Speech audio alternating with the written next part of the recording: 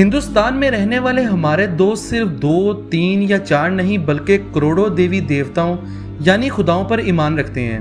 ان میں سے کوئی وشنو کو کائنات کا خالق قرار دیتا ہے تو کوئی برہما کو، اور جبکہ کوئی شیو کو نظامی کائنات چلانے کا ذمہ دار سمجھتا ہے۔ لیکن پیارے دوستو، شاید انہیں یہ علم نہیں کہ ان کی اپنی ہی مذہبی کتابیں توحید یعنی صرف ایک خدا کے وجود کی گواہی دیتی ہیں، جو وہ ہر روز اپنے منتروں اور شلوکوں میں پڑھتے ہیں، لیکن ان کے معنی اور مفہوم سے یہ بالکل نا آشنا ہے۔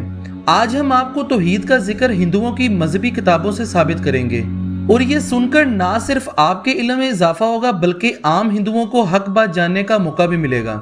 پیارے دوستو، توحید حق ہے، اور حق کو پہچاننے کے چند اصول ہیں۔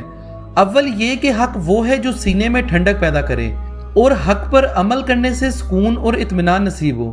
فرمان الہی ہے کہ جان لو اللہ کے ذکر سے دلوں کو سکون اور اطمینان نصیب ہوتا ہے، اور جو لوگ کفر و شرک میں مبتلا ہیں اور اللہ کی یاد سے غافل ہیں، انہیں کبھی سکون میسر نہیں ہے اور وہ ہمیشہ بے چینی رہتے ہیں۔